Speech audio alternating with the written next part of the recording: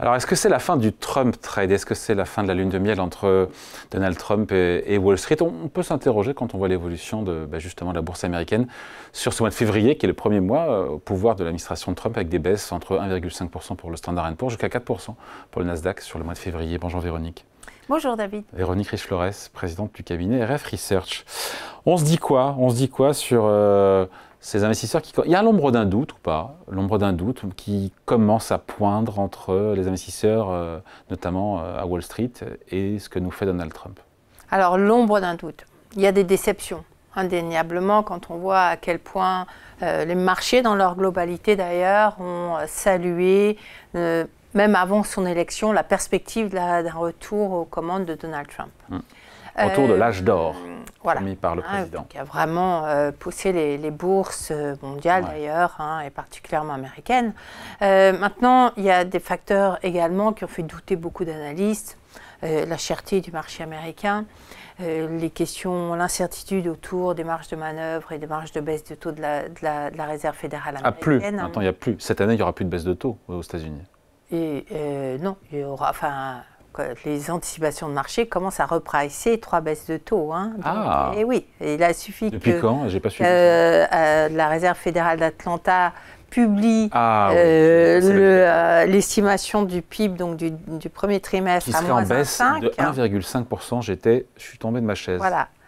Comment c'est possible qu'on ait une décroissance? Donc Trump aurait pour son premier trimestre, encore une fois au pouvoir, une décroissance, une baisse de 1,5%. Et la méthode est violente. Elle est violente pour le reste du monde, elle est très violente aussi pour les Américains.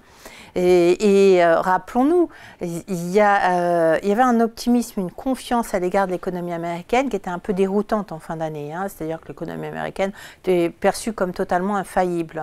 Et quand on disait, oui, mais attention, la hausse des droits de douane, si on a une reprise de l'économie américaine, à partir de l'été, vous vous souvenez du verdict de la Fed en septembre? Bon, elle s'est trompée, dont acte. Mais à l'époque, au mois de septembre, Jérôme Powell nous disait l'économie américaine est fragile, le marché de l'emploi n'est pas en bonne situation, et donc on va assouplir considérablement notre politique monétaire pour venir la soutenir. Il s'est complètement trompé, et on a été parmi les premiers à pointer du doigt l'erreur de diagnostic. Mais peu importe, il y avait des signes de fragilité et qui ont été complètement rayés de la carte. Pourquoi? Parce que les ménages américains ont profité de la désinflation, qui a recréé du pouvoir d'achat, qui a redynamisé les dépenses de consommation. On est toujours à 3,5% d'inflation aujourd'hui hors énergie aux États-Unis. Oui, tout à fait. Mais qu'est-ce qu'on promet d'ailleurs depuis ce week-end, en réalité, avec la hausse des droits de douane en provenance des produits en provenance... Je suis perdu sur les hausses de droits de douane. C'est-à-dire qu'en fait, non mais, essayez de suivre. 10% de plus sur la Chine à partir de mardi. Avril. Pardon, non, la Chine. Oui, la Chine, c'est mardi. Oui, voilà. Mexique-Canada, alors j'ai pas bien compris. Donc, le 1er mars, là. Donc, ça va être repoussé en avril, et finalement, j'ai pas compris si... Non, c'est a priori, ce que j'ai enregistré, mais vous avez raison, on est vite perdu, parce que ça vient. La hausse des droits de douane Canada-Mexique, c'était donc samedi, le 1er mars. Voilà. Le 4 mars, c'est la Chine, 10%.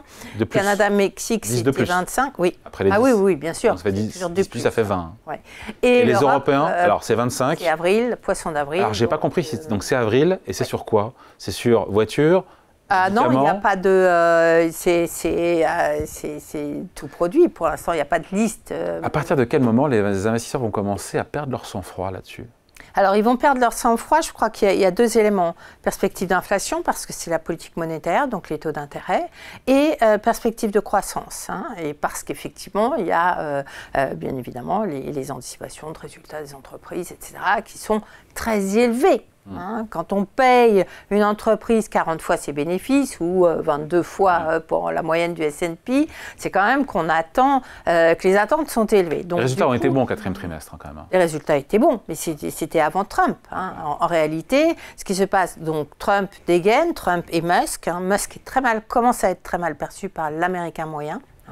Et parce qu'il est d'une extrême violence et d'une extrême imprévisibilité pour l'Américain moyen. Les coupes de dépenses publiques, le mixte en réalité, c'est ça qui passe pas. Le mixte hausse des tarifs et baisse des dépenses publiques, là où vous allez quand même fragiliser le plus fragile des Américains. Il s'agit beaucoup de dépenses sociales, etc., de santé. Si vous infligez la pilule amère en même temps de hausse de l'inflation, parce que forcément, il y aura un impact de hausse des prix immédiat. Après, c'est finalement la résistance de la croissance qui fera que cette hausse des prix se transforme en inflation plus ou moins durable. Ouais. Et ça fait douter les investisseurs. En même temps, si la Fed nous fait des baisses de taux, alors qu'il y a encore un mois, elle en prévoyait je crois que c'était une ou deux baisses, non oui. Si on part sur les marchés, maintenant on part sur 3, c'est quand même favorable pour le coup. Donc, c'est favorable, sous réserve que la Fed puisse le faire. Parce qu'effectivement, on va avoir plus d'inflation, on attend les chiffres d'emploi, pas tellement les créations d'emplois, mais surtout le taux de chômage et les salaires. Les chiffres d'inflation eux-mêmes ne sont pas très bons. Ils sont sauvés par les effets de base de l'an dernier qui permettent d'avoir encore une tendance légèrement baissière, donc ça satisfait tout le monde. En réalité, ces effets de base vont disparaître, ils vont même s'inverser à partir du printemps. Et si on reste sur une tendance de 0,3 par mois, à partir d'avril-mai, on a un taux d'inflation qui repart à la hausse. Donc la fenêtre de tir... C'est la faute de Trump, pardon. Trump, encore une fois, pas, ça c'est... sans les effets des hausses de tarifs. Donc c'est juste ce qui est déjà contenu dans la série d'inflation de l'année dernière en réalité. Oui, mais encore une fois, on sait que les consommateurs américains, et d'ailleurs les dépenses des ménages, ont reculé en janvier de 0,2% aux États-Unis. Le consommateur peut-être maintenant commence à caler ou flancher carrément face à cette inflation qui est à 3,5% hors énergie. Et si il en remet dans les tuyaux, ça c'est la faute de Trump. Soyons prudents néanmoins. Premier trimestre pour l'instant, il y a quand même eu un certain nombre d'événements climatiques ou d'anomalies climatiques, des incendies très importants qui peuvent fausser la donne. Donc on n'est pas encore en récession, mais il y a une multiplication des signaux économiques très négatifs qui bien évidemment doit inciter à la prudence. Est-ce que la Fed va y répondre tout de suite? Non. A priori, non. La Fed n'a pas de raison de changer son fusil d'épaule tant qu'on n'a pas acté au moins un vrai risque de récession. Pour l'instant, il y a de gros doutes. Ce qui est certain, c'est que s'il y a moins de répondants du côté des consommateurs ou de la demande en général pour les entreprises américaines, la hausse des droits de douane ne pourra pas être répercutée dans les prix ou de moins en moins. Donc les entreprises prendront sur leur marge. Donc vous voyez le mix un petit peu qui devient très rapidement très négatif. Ça touche le consommateur qui se prend les hausses de prix, soit il continue de consommer à prix équivalent, mais ce sont les boîtes qui prennent sur leur marge, et dans ce cas, on le voit dans les comptes. Et voilà. Il n'y a pas de... Et donc, si le consommateur accepte de payer plus, il va exiger plus de salaire et il ne le fera que si ses revenus sont suffisants et donc s'il y a une dynamique plutôt inflationniste. Donc on est encore sur cette corde raide. Aujourd'hui, c'est en train de basculer plutôt du côté de risque de récession, donc moins de risque d'inflation. Enfin, il n'en reste pas moins que la hausse des tarifs, elle va passer dans les prix là. Ouais. Après, Wall Street reste à un niveau qui est élevé, même si on a une baisse entre 2 et 4% sur le mois de février, premier mois de l'administration de Trump au pouvoir. On a souvent dit, lors du premier mandat de Trump, que la bourse était pour lui un bon baromètre de ce qu'il faisait. Certains craignent aujourd'hui qu'il s'en fiche un petit peu de la bourse. Et d'ailleurs, il ne s'est pas félicité des derniers records à Wall Street, peut-être parce qu'il regarde moins. Et ça, c'est peut-être inquiétant pour les investisseurs, parce que ça servait de corde de rappel. C'est vrai, c'est tout à fait vrai. Vous avez noté également que ce qui a disparu du discours pour l'instant, c'est les promesses de baisse d'impôts.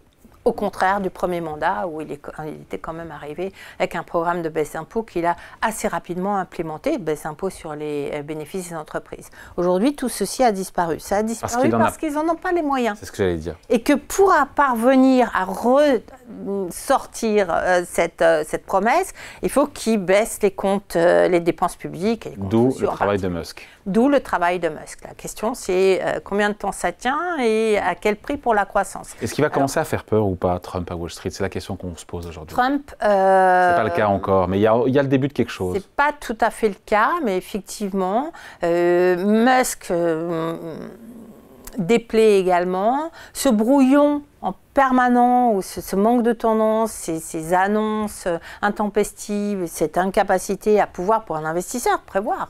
Investisseur ou même une entreprise aussi. Hein. Une entreprise, ou un bien évidemment. aussi. Et peut effectivement, assez rapidement, si ça dure un peu trop longtemps, finir par créer de l'aversion au risque. D'ailleurs, on le voit bien dans la surperformance des valeurs défensives depuis 2 semaines, d'ailleurs, c'est violent sur le marché américain, témoigne de ces facteurs-là. Allez, merci beaucoup. Explication signée Véronique Riche-Flores, économiste et présidente du cabinet RF Research. Merci Véronique. Merci.